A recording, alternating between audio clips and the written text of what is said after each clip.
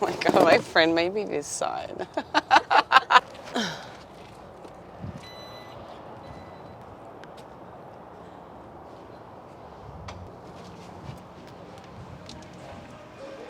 Hey guys, welcome back to my channel. It's been a little while since I've done any footage or filming in the gym.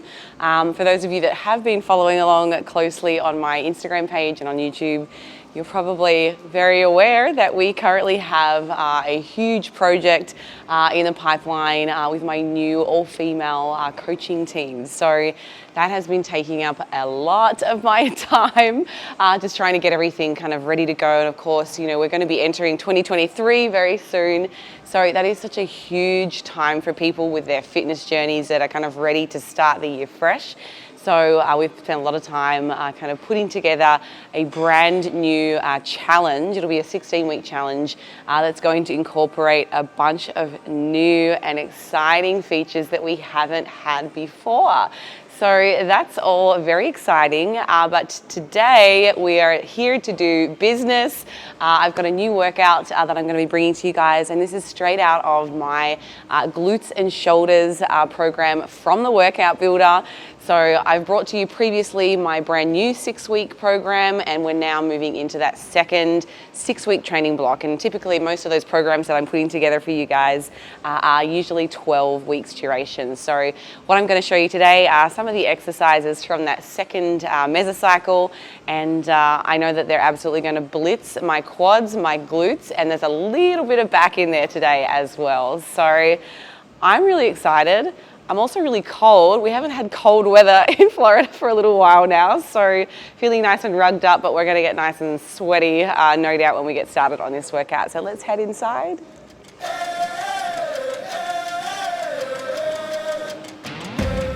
Alrighty guys, just going to do some walking lunges just to kind of warm up my hips a little bit. They're feeling a little tight. So it's been a few days since I've lifted, and then it was a few days before that I'd lifted. I'm so sore.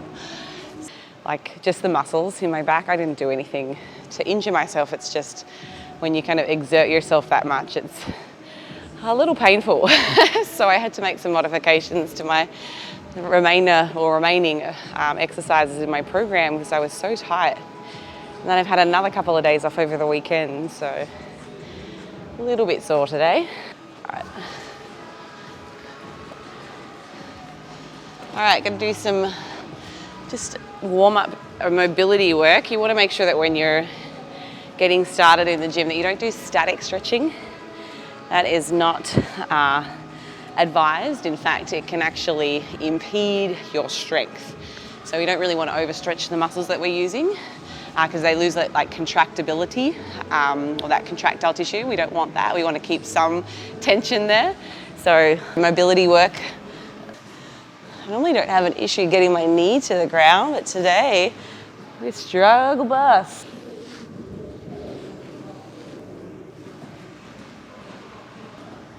So with this world's greatest stretch, you really want to make sure that this back leg is extended nice and straight. You don't want to have it dipped. It's going to increase that tension on your hip flexor and really do the job of lengthening and stretching.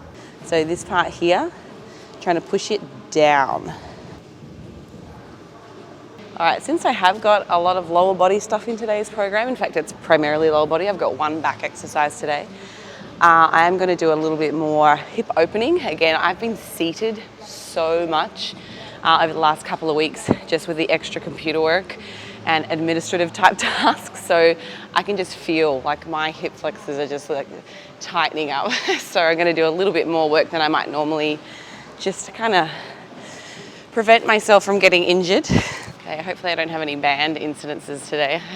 I'm sure somebody who watched my last training video when I was over at the clubhouse in my neighborhood. I was doing banded RDLs, which I'm going to do today. And I looped the band over like a sharp part on the catch bar. And I went to do an RDL with the band, and it slapped me in the ass. It was great. And I think I just said, here's one thing that you don't want to do, and then it happened. So you're going to walk this out so that you've got lots of tension. So that's really pulling my leg back in. So I'm going to come down onto one knee. And now what I'm going to try and do, so as that's pulling my knee this way, I want to bring my knee across my body. So I'm going to do 10 reps per side. So really pushing down. So let it pull out. So I'm allowing that band to open my hip up and then pulling it across. At the starting line, never-ending race. What I've got inside is a commonplace. I've been dreaming about hope for better days. Awesome, and since we're going to be doing a little bit of back today as well, I don't know what the name of this exercise is. I wish I could give you one. So just watch and learn. All right, so you're gonna, I guess, take your inside hand and you're gonna loop it over like you're about to throw your handbag over your shoulder. You got your handbag on your shoulder, and then you're gonna literally spin the opposite way. And again, you wanna walk yourself out so that you've got a good amount of tension on this band. I'm now terrified that it's always gonna slap me. All right, so now that you've got some tension, you're gonna be on all fours. You want it to be pretty tense, because again, what we're trying to do here is we want some external forces kind of rotating your spine. So I'm gonna let my arm come up, and that's got a good amount of tension, and it's pulling me back. So that's helping with that spinal rotation. And then I'm gonna counter it and come under. Again, reaching all the way over back to my hand towards where the band is set up. I was so lost, broken and torn. There was no hope, no joy in my life. Ended my darkness by bringing the light. As I fought through the flames, now you save me. You give me a reason to feel like I belong. Do one more from my upper body. Okay, so you're gonna take a band, or if you've got a timber dowel, just to get some mobility happening over your shoulder area, shoulder girdle. So I usually do 10, and then I try and move my hands in a little closer. So I'm gonna come in a knuckle length.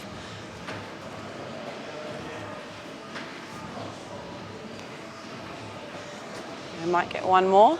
We'll see how flexible I am. Yes. And that is such a good stretch. But again, we're keeping it moving, keeping it active. Awesome. Okay, I feel like that's enough warming up. Also, I want to give a shout out to Riderwear. So, as of, I believe, today, our Christmas sale begins. So we have up to 70% off store-wide. So ladies, even the gents, these guys, I've been with Riderwear for, this is probably moving into my 5th year. I don't know that I've really ever worn anything else. I occasionally buy something for like a photo shoot because I need a certain look, but these are my staples. They have the cute scrunch bum on so many different, I guess, pairs of shorts, trousers, leggings. They've got designs with like the pockets as well. And they're just like basics. They're not super fancy, though some are. But for the most part, like they're just a really comfortable, supportive, which is what we need, loungewear and sportswear. So 70% off this weekend. If you use my code, which is Holly10, you'll also get another 10% off. So you could get 80% off. So I am going to start today with, I've got reverse hack squats. So I'm going to open that up. I actually haven't done this exercise here just yet, but I am using the workout builder. So if we come in here, if we go to this little drop down tab, you can see here we've got all these extra exercise options. So if you are somebody that doesn't have a hack squat at your gym, we can come in here and all these exercises that I have selected are going to be targeting the same major muscle groups. So if you do get stuck, I got you, boo. I've put as many exercises in there as I can think of. I'm going to go and see whether they've got one for us, and if not, we may end up swapping this out today. So let's go have a look. So they do. So we've got 3 different hack squats here, but I do want to say there's a couple of things that when I would advise against doing this reverse hack squat, and let me just show you what that looks like. So notice how for this particular machine, where your shoulders usually sit. So imagine I'm in here under like this. So this is great for when you're doing this movement the correct way, or where it's a quad focus. But if I turn around, if I get in here, there just isn't enough length on these shoulder pads to effectively let me load up. Like these are too short. So depending on what your hack squat looks like, you may not be able to use it for the purposes that I would like you to. So if you don't have enough length here and you can't get the support on the center of your shoulder where the load is going to be sitting, please don't do it. Otherwise you're just going to end up really hurting yourself, or in some cases it puts your neck in a less than favorable position where you end up might like be, I guess, loading your spine and your neck is kind of in an up position. We do not want to do that. So as much as I like this machine for its regular hack squat, I don't want to use this one today. I know that much. So this one may be a little bit better.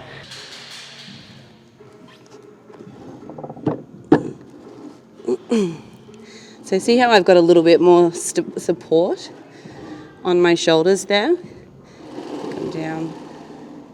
And my neck is still in a good position. I'm not like shooting my head up like this. I want to keep it neutral. So this is good. Yay! We can do the program as intended. All right, I'm gonna go get my stuff and I'll go start. Okay, so if you're not sure how or when to warm up, when do you do a warm-up set? Typically when you're starting a new muscle group, that's when you want to make sure that you are starting out with a couple of warm-up sets before you move into that working set. So one of the things that you'll see on the workout builder, I'll bring it up on the screen here for you now, is we've got your warm-up section. And you can see when we tap that, you've got a couple of options there to enter in what you would predict to be your working weight. And then the coach is going to predict what your warm-up sets should be. And it'll tell you how many reps and then how many sets. So typically, we're going to get you to do more warm-up sets for a bigger compound movement. You might have somewhere between 3 to 5, depending. If I'm doing like deadlifts or I'm doing a heavy squat day, you bet your bottom dollar I'm going to be doing 5 warm-up sets.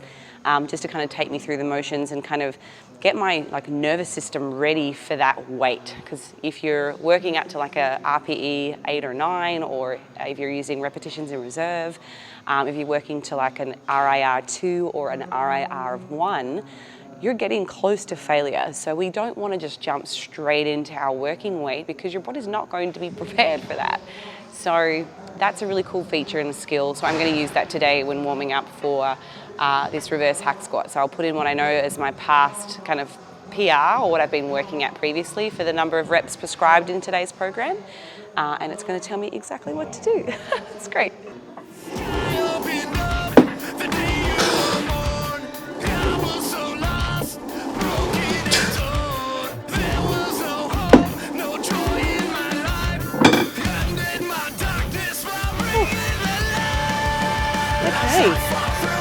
That's my 2 warm-up sets done. So I'll probably go a little bit heavier for my working sets, and today I'm going to work somewhere between 10 to 12 reps for this. So what have we got? 185, 245, somewhere around 245 to 265 is probably what my working sets are going to be for this.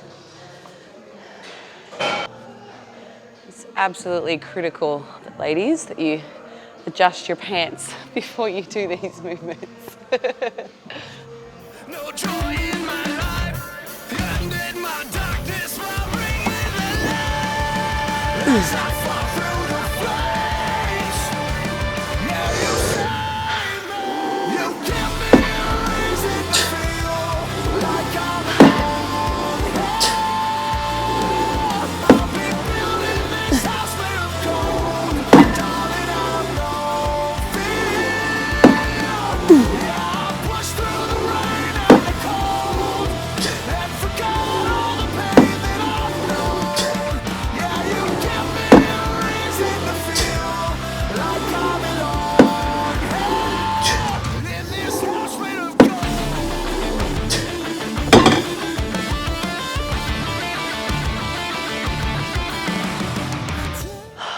feels all right. I feel my face is squished into the bench.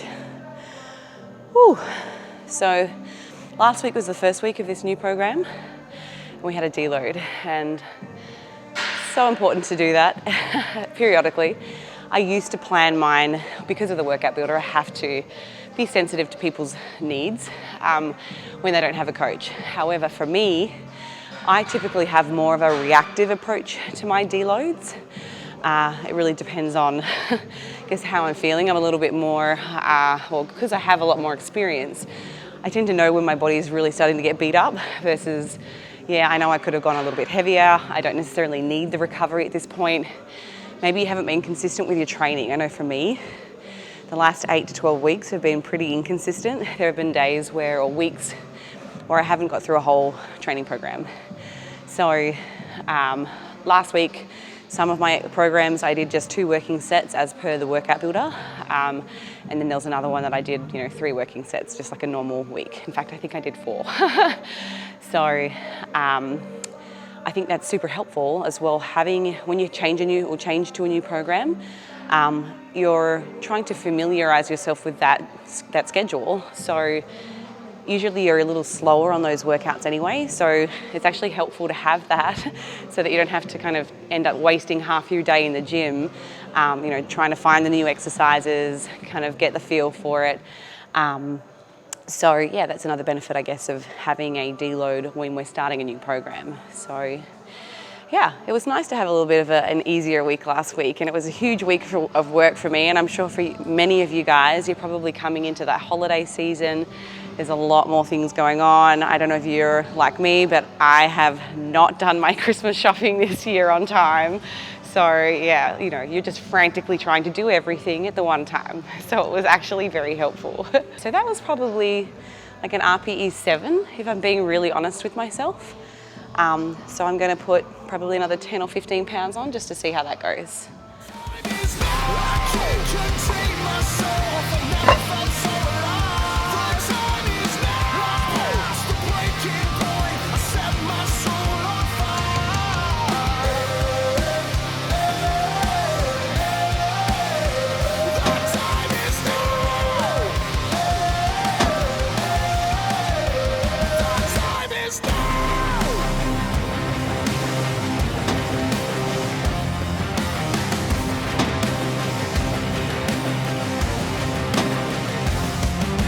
Okay, so this is what I use just to record all of my training. So anything that you see when I am on Instagram, this is it. I used to hate filming myself, so I've always had a training buddy, and then I realized I'm like, well, you can't always have a training buddy, so we need to find a solution. So yeah, I guess it took a little bit of time to get used to that, but super easy. I usually film every set, and then it kind of gives you an opportunity to kind of work out which angle looks better.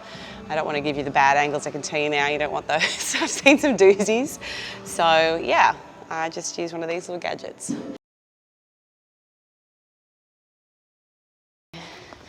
So for pull-ups, ladies, if you haven't got pull-up wraps, please get some. Our forearms and our grip strength for most of us are going to be I guess one of the key limitations to like loading up any exercise or any muscle group.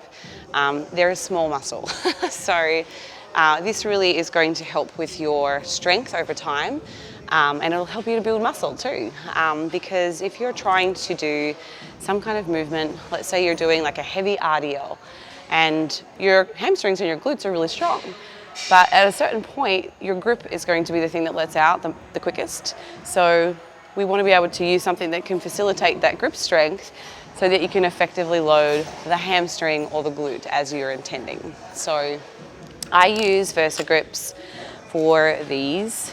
There are a couple of different variations. These are the pros. There are classic ones as well. They set you back probably anywhere from $65 to $120. The ones at the top end of the range, like you can customize, you can put your name on them so no one can steal them. This is definitely a hot commodity in like commercial gyms, so I've definitely had mine stolen before. If I've left them, then they just disappear. So get get yourself some Versa grips. It's Christmas. It's Christmas. There's sales. Hi. We've got all the doggies in the gym. Hey, how are you? It's the dog city today. We love it.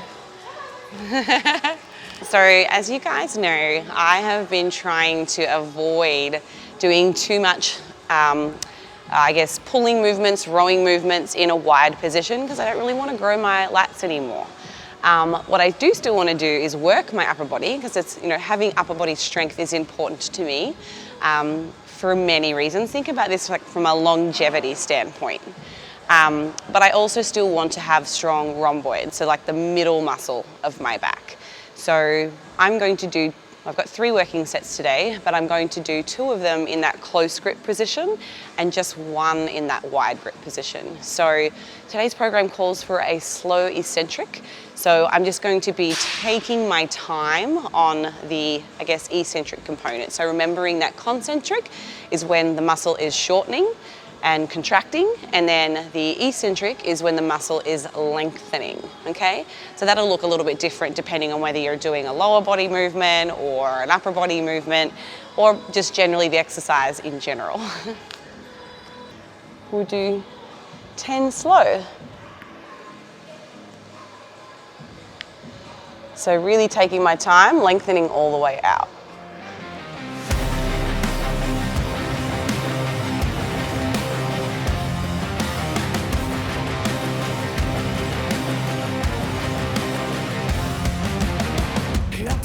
Oh my goodness, I did pull-ups like 2 days ago and I can feel my back. So yeah, if you are somebody that hasn't been able to do a lot of pull-ups, and I know this is a lot of people, I've been there too. And I remember when I first started, I could not do one full body weight pull-up. So I started with the bands, looping it around, and I programmed pull-ups every single program for like 5 years. I'm not kidding you. So there wasn't a period or a month where I didn't have pull-ups, and progressively got stronger and stronger. And I believe my AMRAP is now somewhere around like, 18 to 20 reps, maybe a little bit more if I tried just one set knowing that's all I had. So it takes a lot of time, but like anything, it's a skill. So you need to work that skill. A skill is perishable. If you think about this from an evolutionary standpoint, the body wants to adapt. So if you're thinking about like if you're applying a stimulus, the body's forced to respond. It has to have that adaptation. But if you're no longer stressing the body with that stimulus anymore, why would it need to maintain that skill?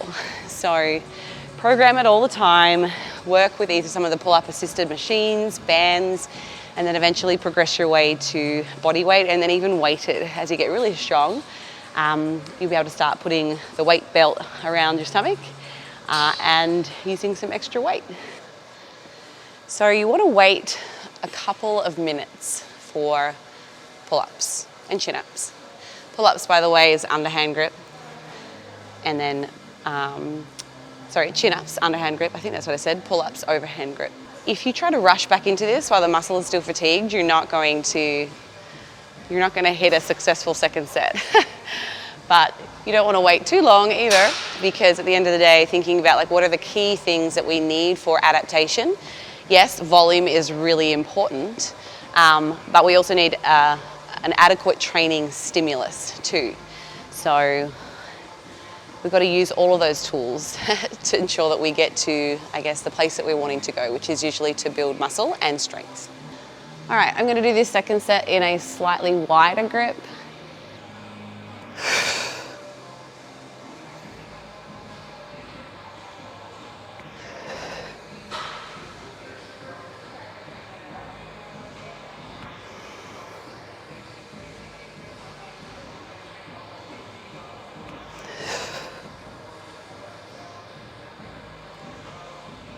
Oh man, I got one more to go.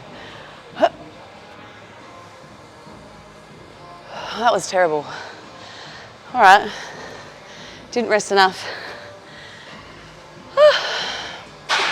I'm gonna guess that many of you have had probably a dozen or so end of year functions and parties, and you've probably already been, I guess, in those situations where you're around a lot of food, probably a lot of things that you don't normally have. And if I had to guess, it's probably many of you watching this that have already put on a little bit of weight over that kind of holiday period. And I want to say I'm right there with you. Like probably 2 weeks ago, when I had a little bit more time to commit to my training, I was probably 1.5 kilos, maybe 2 kilos lighter. So like I can walk into the gym today and I've been seeing it progressively change, but like I have more body fat in the last couple of weeks. And I think it used to really bother me, and I think the more we can kind of set some of those positive affirmations about ourselves, and that our worth and our value are not based upon our physical appearance, and the more you tell yourself that, the easier it is to kind of adapt and let it go. I know I used to ruminate a lot on these negative thoughts for days, and then because I didn't possess all of the, I guess, stress management skills and coping skills to kind of manage those emotions, unfortunately for me, and I know for so many people that might be watching, experience similar things where food is that comfort. That is the thing that people gravitate towards in efforts to soothe an uncomfortable feeling, a challenge, a stressor, whatever it might be.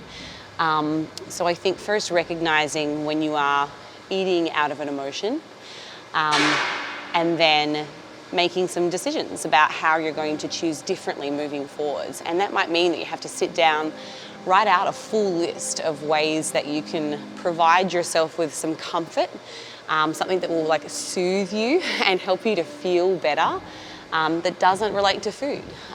It's perfectly okay at times to choose food. In fact, sometimes it might be the best thing, saying yes to, a giant bowl of ice cream with some crushed up cookies. Like that might be the best thing for you. It might bring you, a true sense of, oh, that was so good. I really needed that today. But it's when we start to rely on that as our only stress coping tool that it can become problematic. So we've got to find alternative ways that are actually going to help, make you feel better, number one, but then also working on the root cause, or what is that thing that's, stimulating or triggering you into having a stress response. So I know that that's probably not quite the situation that we've had over the holiday period, but we are around a lot more food. I know a lot of people are out drinking. I mean, I went on a booze cruise over the weekend as well. I know I don't do this all the time, and I also know that my body is really responsive when I do get back to my normal routine, and I'm openly admitting that this is no longer, right now, this particular part of my life, it's not my normal routine. I've got a lot of extra things that I don't usually have to manage. So yeah, I think having those positive affirmations and those things that we remind ourselves on a daily basis. And it might not be something that you write down, it might be something that you listen to every day. So there's a couple of preachers that I listen to, and every morning I'll go to their service and I'll find a past one, that looks like it's relevant to something that I'm, motivated by, or something that encourages me to be better. And it really helps kind of put things in perspective. It's like I used to just be so worried that, oh my God, I've put on this little bit of weight. I'm how terrible. But now I know that I'm here to serve a bigger purpose than myself. And this is temporary. This pain is temporary. This feeling is temporary. And then we know when we go back to being able to make training and your nutrition maybe a priority, that's it. So if anybody is struggling with anything like that at the moment, I'm right there too, but I think we have a choice to be able to let it go, and sometimes it takes a little bit of work to get there, but if you keep being really intentional with those decisions to change and to not let these things bother you, and to recognize you are worthy and valuable and you are enough as you are, it does make it a whole lot easier. So anyway, that's enough procrastination. Let's do some exercise. All right, so also when you're entering in your weight for body weight exercises, people will often ask me how to track it. So whatever you do, be consistent with that tracking approach. So for me, anything that's pull-up related or body weight, I'm going to put in my own body weight. So I think I'm at like 66 kilograms. And what did I do? 10 reps on that first set, and then I think I only got 9 on that last one. So 66. Cool. And then just continue to do that moving forwards. At least that way it's tracking your volume. It may not be like necessarily accurate. I think in my case it is. I'm just using my body weight. But at least it's going to track a consistent volume. So same goes for if you're using like dumbbells, for instance. Some people have said to me, do you like put down the total weight of the dumbbells, or do you put in like the individual single weight? And for me, I actually never thought about it. I was like, you know what, I only track a single dumbbell. So like if I'm doing RDLs and I'm using like the 80-pound dumbbells, 1 in each hand, I just put 80. So I'm actually lifting 160 pounds, but I've always just tracked it as like, what's the weight of the dumbbell? So at least I'm consistent with that. So yeah, that's what I'll say in regards to that. I just know that my actual volume, if I'm looking at the end of the week, is probably a little higher than what it actually is. Okay, kids, what do we got next? We've now got glute-focused hyperextensions. So we're going to go and find the hyperextension machine. And we've got 2 variations here. We've got some that are regular tempo, and then we've got some that are pulses. So we're going to work the top range of motion. So you can see here, we've got this top line, regular, and then this second one is another 3 sets of these pulses. So I haven't used this before. I have only been at this gym for a couple of months now, and I haven't made my way onto this glorious hyperextension. So I'm going to try this first, and then I noticed they've also got this one over here as well. So I'm just going to see if one feels better than the other. This looks like it's got a lot more flexibility. So if you're somebody that's got like an extremely long torso like I do, it probably is going to be good because you can manipulate the levers, but we'll see. For this exercise, you want to make sure that your hips have clearance. You don't want to be coming down and like your belly is still on the pad. So you can see I just shortened that, and now my hips can freely hinge. Oh yeah, this is good.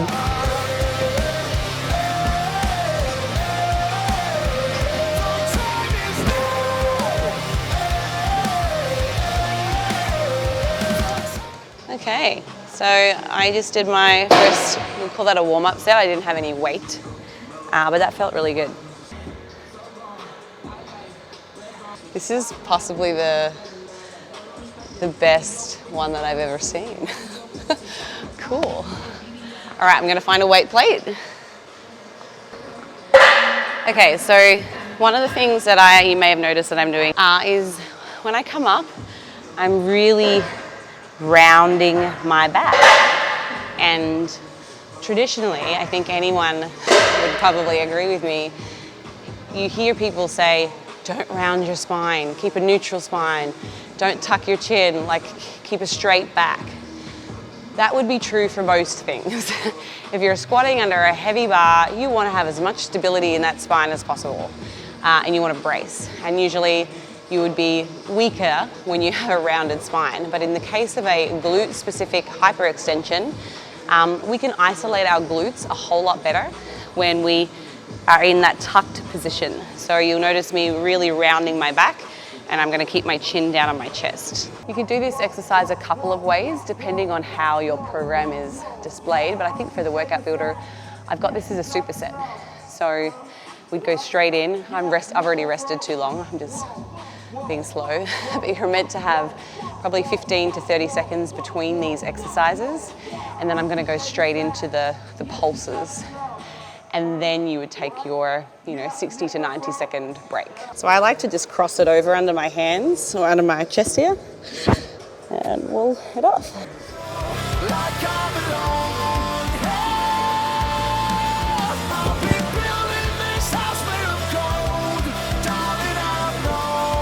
Okay, so pulses next.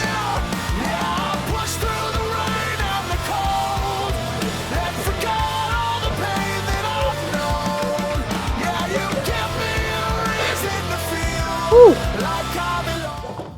So that really gets your lower glute. It's less shelf, more pitch. Let's talk rep ranges. So I guess there is, many years ago, a little bit of conflicting information about, what is the most effective rep range.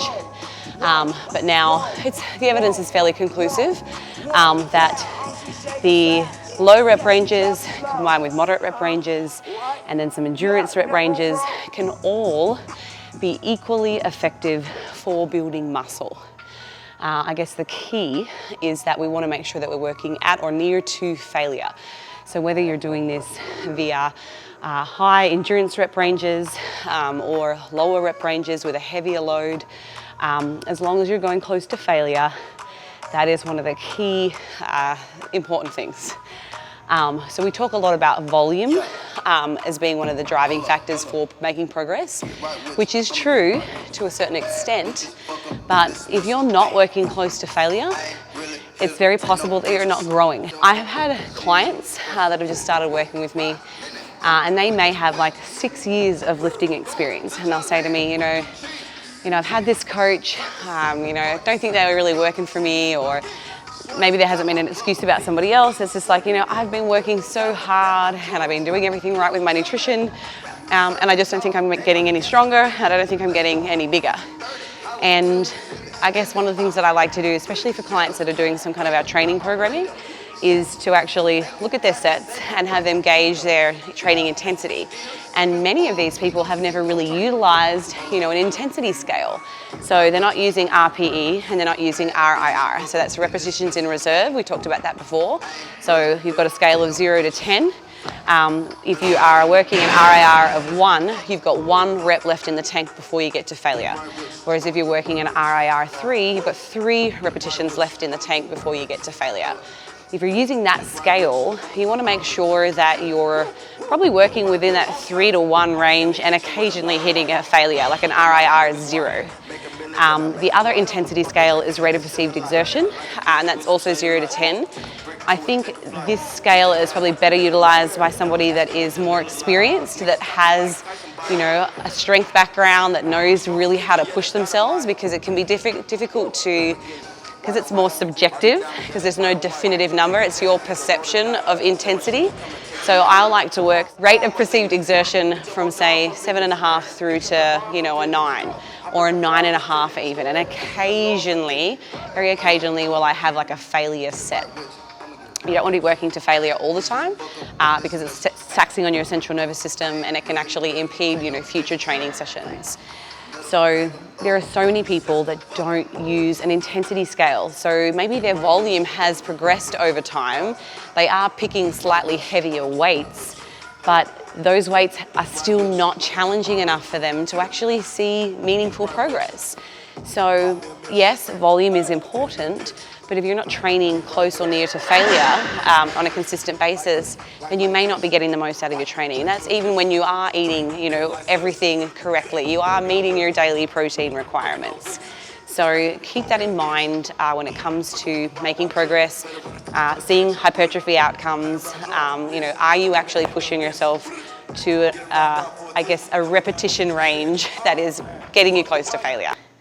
All right, we are going to move to 2 more lower body exercises to finish off today. So we've got Smith machine heels elevated squat and cable pull-throughs. So I had somebody actually ask me this morning on social media to give some tips for this cable pull-through because they don't know that they feel it. So I would gladly like to give you some information. I've seen people do this wrong. So hopefully what I show you today will help you get better glute activation from that pull-through. If I tried to do this like a heels elevated barbell back squat, and you've never really done a back squat before, or you don't have a whole lot of experience, or maybe you don't have a lot of confidence with that free weight on your back, please start here. And then as you advance and you become stronger, and you have a better idea about your limitations and strength, then you can progress your squat variation with a heels raised to, you know, a free barbell.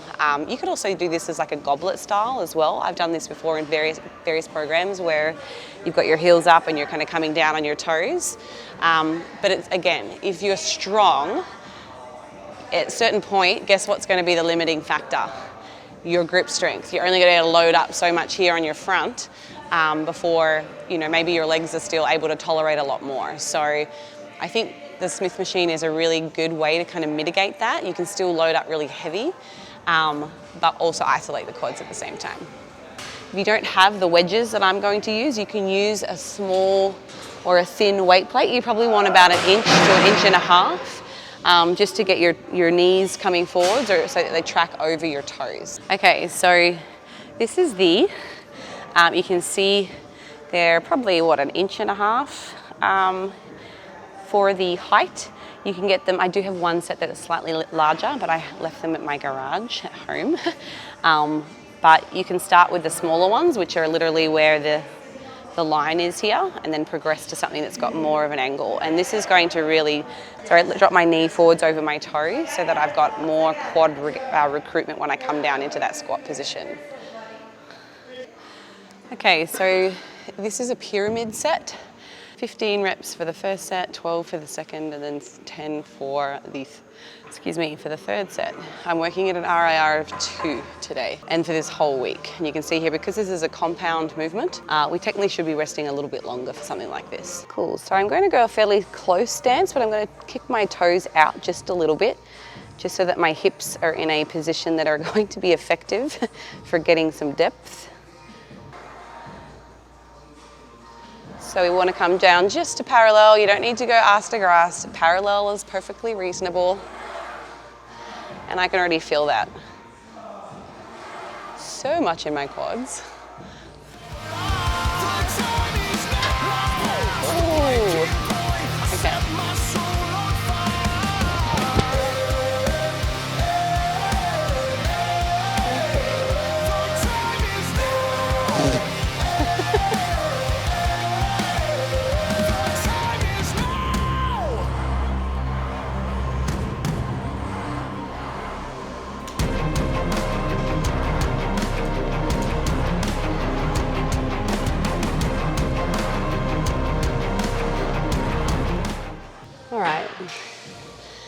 Now that wasn't close or near to failure, so I'm probably going to have to load up a little bit here. But I'm also wanting to be cautious of my lower back. So, like I said earlier in the video, I hit a PR a couple of days ago for an RDL, and yeah, I can definitely feel a lot of tension and tightness in my erectors. Like, I can put my knuckle in here and it like, whew, it's just tingly. So I'm going to be smart today and push myself to a place that I know is not going to ruin my lower back, because it is not recovered. So even though that's not optimal for my quads, I just want to make sure that I can get through the rest of this week of training without having some serious pain or potentially risking injury. So I love these wedges, they're so good.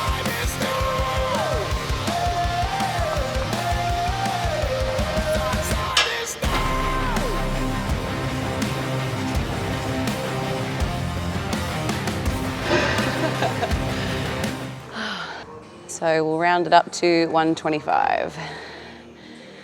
Not my best, definitely not my strongest at the moment.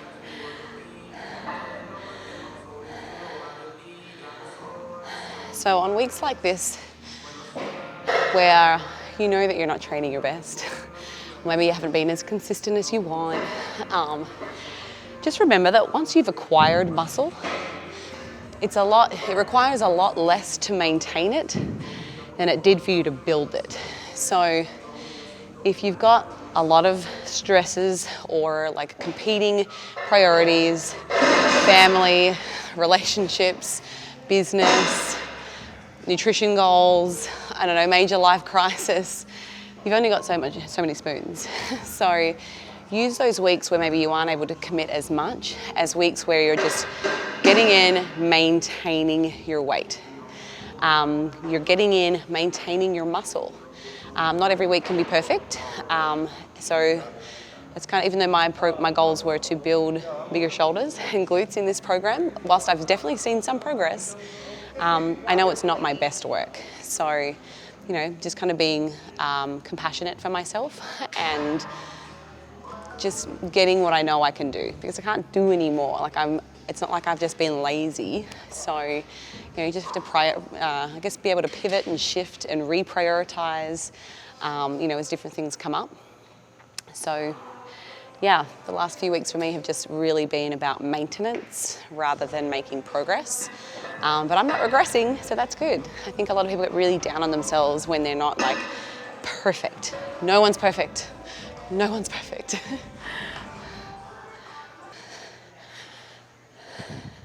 Okay, so we're going to finish with a cable pull through. I am going to use wraps for this. You might wonder why. Grip strength, and I feel like the rope mushes your fingers together. So you want to have something to actually hold on to rather than get like a rope burn.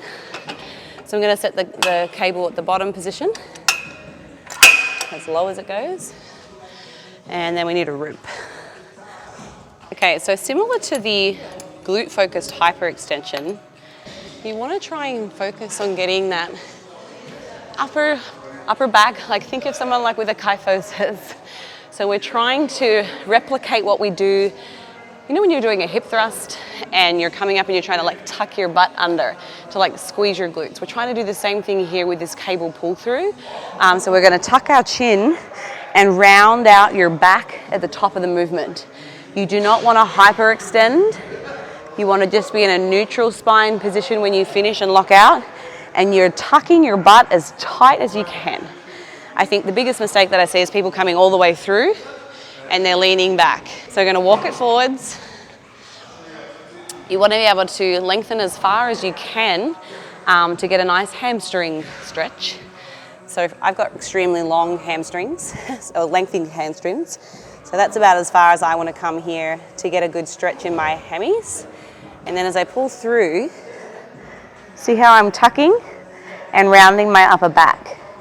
So I'm going to lengthen out, take that as far down. Notice my back is flat here. I'm not rounded here. Pushing my butt back behind me and lengthening. I'm also lifting up to get hamstring engagement. And then come through, tuck my chin. So we're not looking forwards. We're not up tall. We're not back, arching our back. You're finishing here. So wraps on so that you don't smush your fingers. They're still going to get smushed, but they just get smushed less. So for these Versa grips, the wrap goes on the bottom side and your fingers latch over the top. Okay, so I've got 12 reps and I'm kind of allowing my body weight to, like, I'm just hanging out here.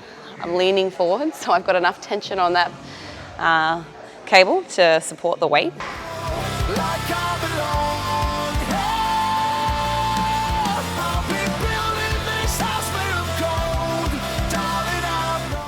I'm trying to work out what to do so we've got our big 16-week challenge coming up in the new year, and we're bringing like some mental health counselling. I'm trying to work out whether to offer you guys like multiple tiers of this program. So if you just want nutrition coaching, you pay X price. If you'd like to get like either some group coaching, then you pay tier 2. Or if you want the whole kit and caboodle, you've got your nutrition coach, you've got your tailored program, and you've got one-on-one like counselling as well. And let me tell you, the people that are on the team for counselling, oh my God, they're so good. I followed them for the longest time on social media. So that's where I'm stuck in this predicament because I don't know how to serve you best. So maybe if you've got some ideas, let me know. Because I just wanted to feel like you guys have every angle, every struggle, we've got you covered, you know. And I think a lot of us really struggle with that motivation and kind of helping to overcome challenges and, you know, setbacks. And I think if we've got some of that kind of counselling support and guidance for you in these challenges, like we'll have even better results, because fitness, diet, lifestyle, you know, they're not completely exclusive of our mental health. Like they overlap. There's so much complexity to how we operate and how we're able to adhere, you know, to a program long term. So a lot of it comes down to like changing your narratives, changing your mindset, changing your thoughts until over time that becomes your new habits. All right, we'll do one more set here and that's us done for today.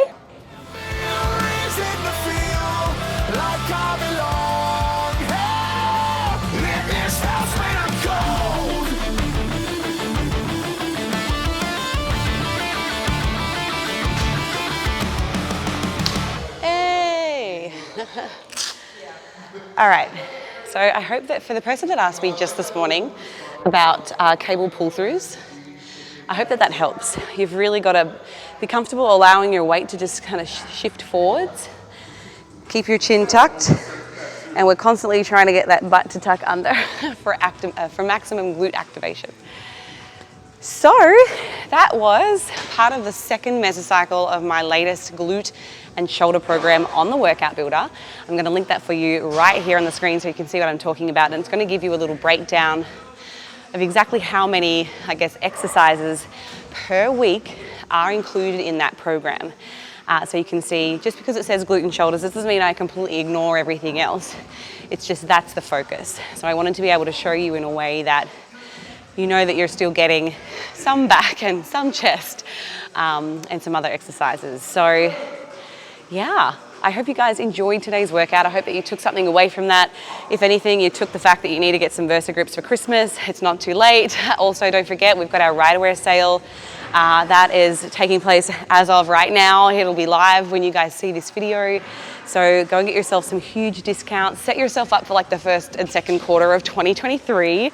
Get all that new workout gear. There's nothing better than buying something that fits you, that feels good. And if you're going through a build or a reverse, get yourself a new dang wardrobe, because it's important to feel your best, you know, as you're going through these positive changes. So anyhow, until I see you guys next time, have a fantastic Christmas and holiday period.